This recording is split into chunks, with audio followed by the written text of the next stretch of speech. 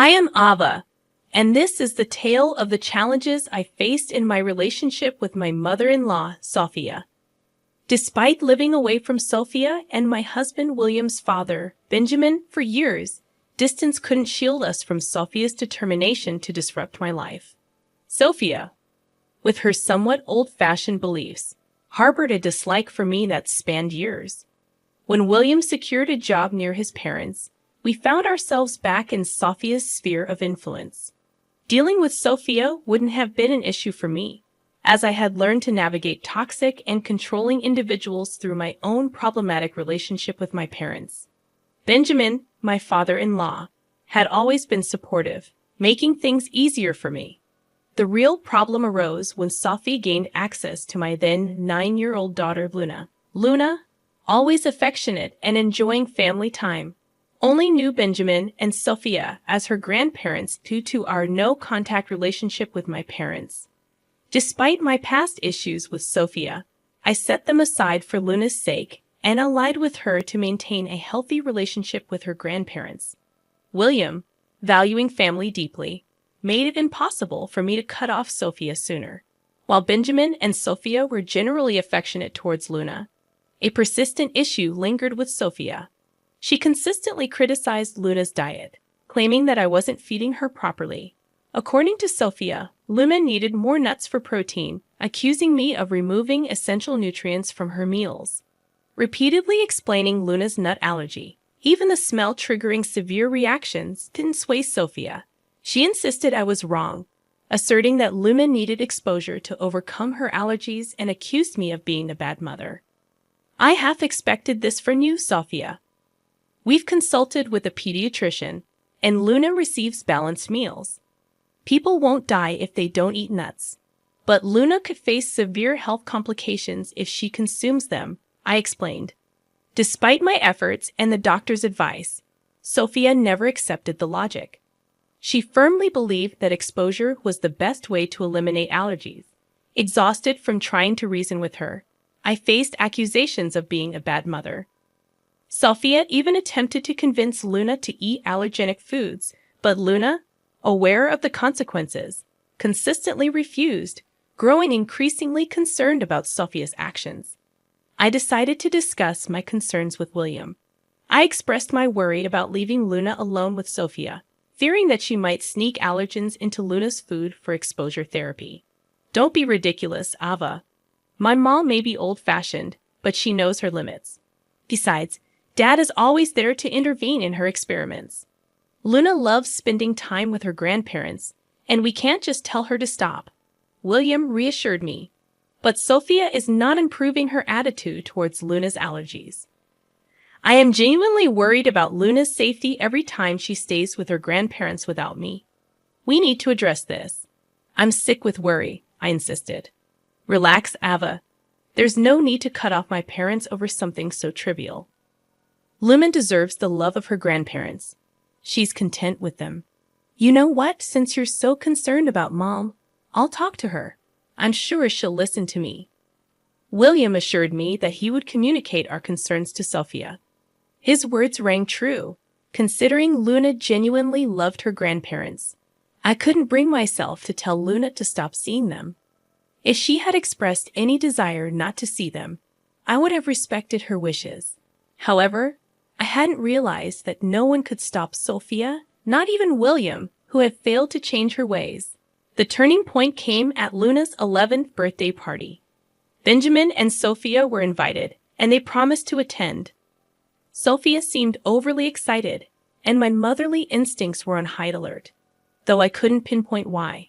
Sophia and Benjamin were among the first guests to arrive, surprising me since Sophia usually wanted to spend as little time near me as possible. She handed Luna a large square box wrapped in birthday-themed paper, saying, "Happy birthday, dear Luna. Here's your gift. Grandma has got you the best gift ever." Luna expressed her gratitude, and Sophia added, "The gift is so big. What's in it, Grandpa?" "I don't know, Luna. Your grandma picked the gift, and she won't even tell me what she got you. We'll both find out when you open it. Open Grandma's gift and see what she got you. I'm sure you'll love it, my dear. I'll be your absolute favorite grandma. I can't wait to see what you gave me. I'm so excited. We can open all the gifts after cutting the cake. Luna, let all your friends come, and once we are done with the cake, you can go on to open the gifts. No. You need to let Luna open my gift before she cuts the cake. That's the entire reason why I came extra early, to give her my gift, Sophia insisted. While I grew suspicious of Sophia's behavior, Luna appeared visibly happy to receive a nice gift from her grandma. The large, heavy-looking present fueled Luna's excitement, and she eagerly anticipated opening it, allowing her to start opening her gifts when all her friends arrived. I yielded to Luna's insistence on opening Sophia's gift before the birthday cake, as Sophia had told her it needed to be done the correct way. I didn't want to make her sad on her birthday, so I allowed it. Little did I know what disaster would follow. On her birthday, Luna and her parents were betrayed by the one person they were supposed to trust. Sophia not only ruined Luna's birthday, but also turned everyone against her. As Luna opened her gift, she discovered a large cake inside with her name on it. Her joy lasted only a minute until she became unconscious. William and I rushed to our daughter, confused and terrified, noticing the swelling of her throat. In disbelief, I saw William rush to get an epinephrine while someone else called the police. Knowing who was responsible, I confronted Sophia, demanding, "What the hell did you give Luna? What's in that cake?" Sophia feigned innocence, saying, Nothing, Ava. It's just a normal cake. I don't understand what transpired. There must be some action on your part that led to Luna fainting. It appears evident that you have neglected to provide her with proper nutrition, despite my prior warnings about potential consequences. You seem to have ignored them. Please refrain from attempting to shift the blame onto me. Just moments ago, Luna was happy and in good spirits, and now she appears to be experiencing an allergic reaction. I implore you to disclose what you have done to cause this distress to Luna Sophia. I sincerely hope you did not tamper with the cake. I regret not keeping a closer watch on you when you promised to procure the best gift for Luna. Inform Ava of your actions and take responsibility. Look at Luna. She is turning blue. Ignoring Sophia's presence, I focused on Luna and rushed over with the epinephrine that I typically use for my child. Although the swelling subsided somewhat, Luna remained unconscious. It became evident that a hospital visit was the only viable option to ensure her complete recovery. The room was filled with palpable concern for Luna.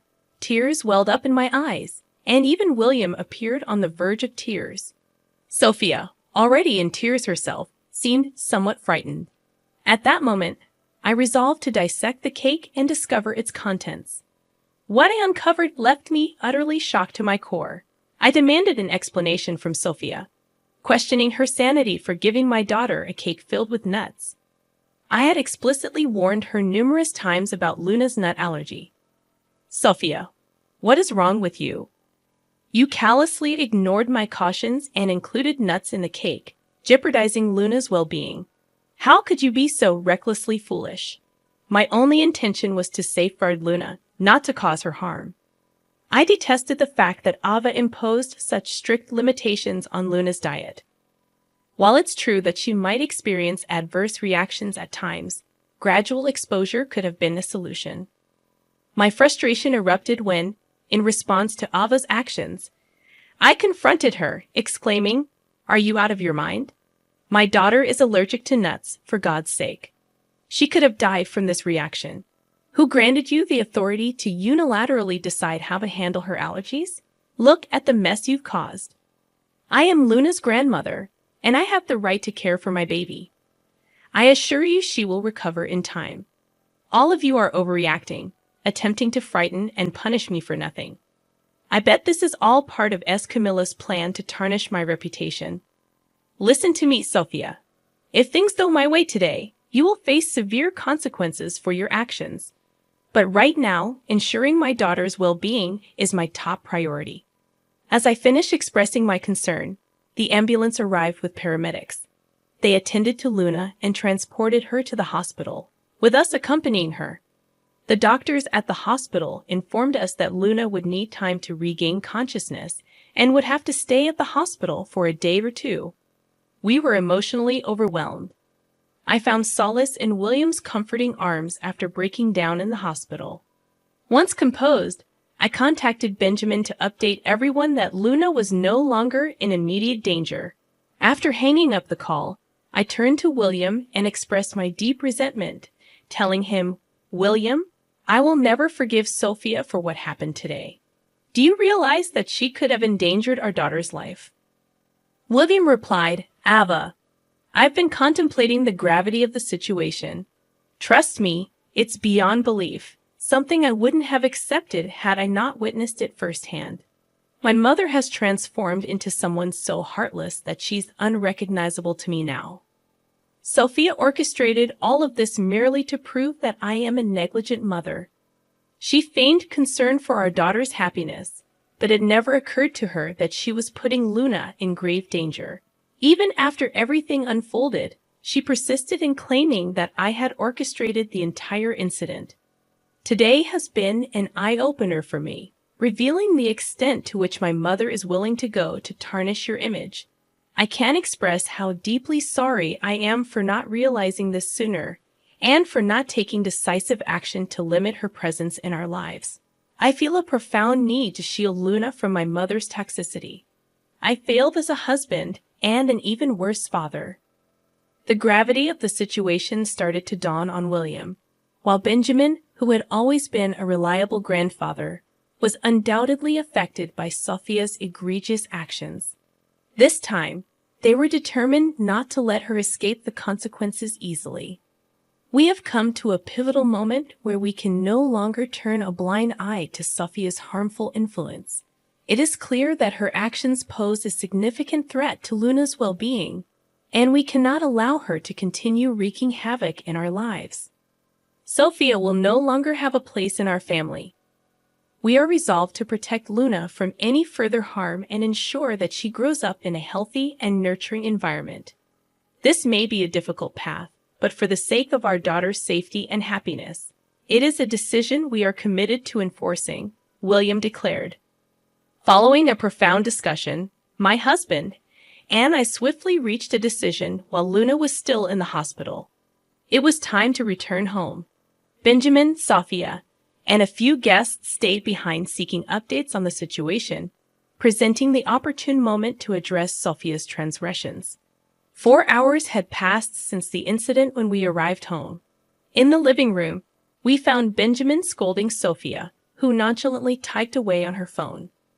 Beside them lay the untouched birthday cake that Luna never had the chance to cut.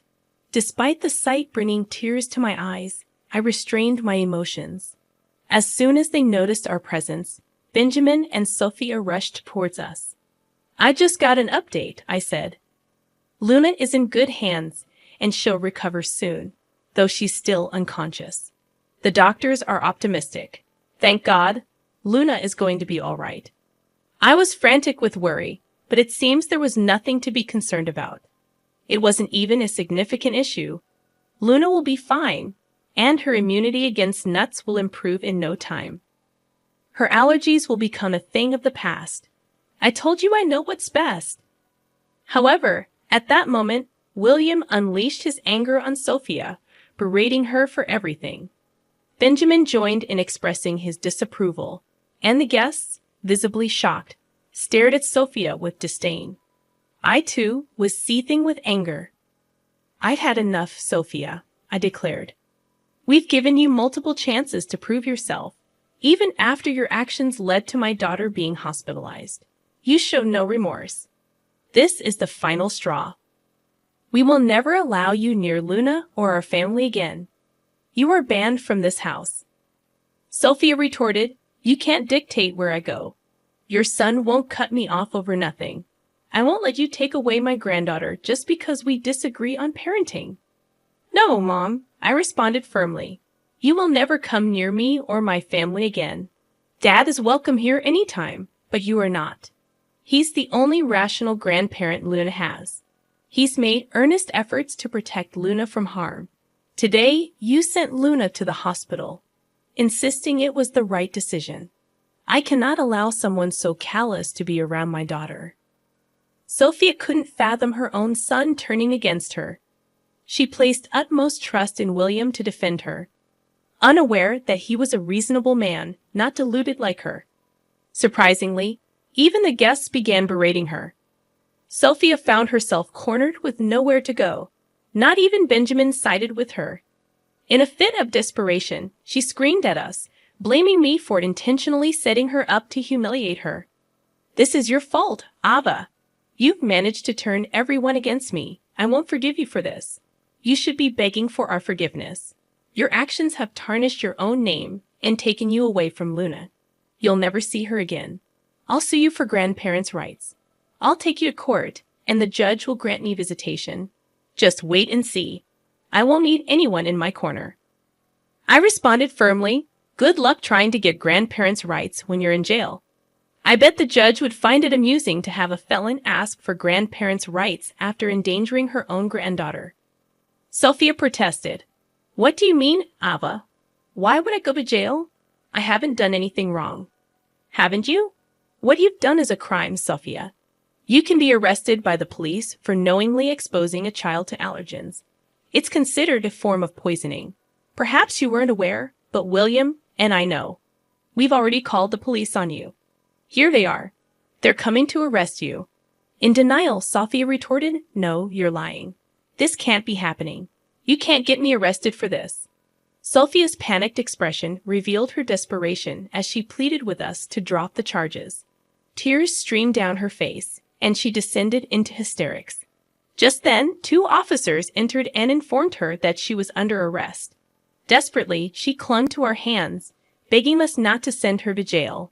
William, unmoved, instructed the cops to take her away, while I gave Sophia a cold stare, signaling that her deceitful game had come to an end. In a last-ditch effort, she turned to Benjamin for help, imploring him to intervene. "Benjamin, do something, please. You can't just let your wife get arrested like this," she pleaded. Benjamin, however, stood firm, declaring, "When my wife has done something truly horrifying and shown no remorse for it, I will not protect her. For years, I've warned you to amend your ways, and you never listened. Today, you put my only granddaughter in danger. I was only trying to protect her, not realizing it would hurt her so badly. Please, Benjamin, I am your wife. You need to help me," Sophia begged. William, reinforcing his decision, stated, "Sophia, I've already kicked you out of my life. It's the right thing to do. In fact, that's what I intend to do as well. Tomorrow, I will talk to a divorce lawyer. I want to be done with this as soon as possible. There's no way I'm staying with a psycho like you. This time, I will protect my granddaughter and my kids from your presence," I declared. In a state of shock, Sophia pleaded desperately, "No, no, no, Benjamin, you can't do this to me. I'm your wife." Ignoring her pleas, Benjamin instructed the cops to take her away. Sophia continued crying and begging for help, bringing a tumultuous end to an event that had long concluded. A sense of tranquility settled within me as William, Benjamin, and that returned to the hospital after the departure of the remaining guests. The others, clearly upset with Sophia's actions, pledged to inform everyone about her reprehensible behavior. The following day, our little daughter Luna woke up showing considerable improvement. However, she displayed an intense fear of Sophia. Luna cried, imploring us to keep her away from her grandmother, recounting how Sophia had frequently tried to force her to consume allergens. Addressing Luna's fears, we assured her that her grandma would never hurt her again. We made a solemn promise that Sophia would no longer be a part of our lives, emphasizing Luna's love for her grandpa, who would continue to be a supportive presence. Luna, still traumatized by the recent events, expressed her aversion to Sophia. To assist Luna in processing her emotions, we enrolled her in sessions with a child therapist. Concurrently, William and I began couples therapy to enhance our communication as a family. The support of Benjamin played a crucial role in our collective healing, and we witnessed significant improvements, fostering a stronger bond among us. Meanwhile, Sophia's life took a swift downturn after the incident. Her actions had consequences, and the repercussions of her behavior became evident in the rapid decline of her circumstances. Once Sophia's own family discovered her reprehensible actions, they scolded her and promptly severed ties with her. Even her friends, repulsed by her behavior, distanced themselves from her. Faced with the consequences of her actions, Sophia found herself in a desperate situation, crying and pleading with everyone for bail money. Unsuccessful in garnering support, Benjamin filed for divorce the very next day, and Sophia was served with legal papers while still in jail. Sophia's descent into turmoil accelerated upon receiving the divorce papers in her holding cell. She unleashed a torrent of screams. In the following months, Benjamin successfully secured a straightforward divorce, capitalizing on the Adelstadt laws, with the police report serving as a damning testimony. Simultaneously, our legal pursuit against Sophia unfolded. Although she was expected to compensate us for Luna's medical bills, her lack of resources led to a lengthy sentence as the judge ruled against her. Additionally, we obtained restraining orders to ensure her distance from our family. Confident that Sophia would not have the opportunity to approach us again, we remained vigilant. However, in the unlikely event that she attempts to breach the boundaries, she should be prepared to face the unwavering protection of Mama and Papa Bear, who are resolute in doing anything necessary to safeguard Luna.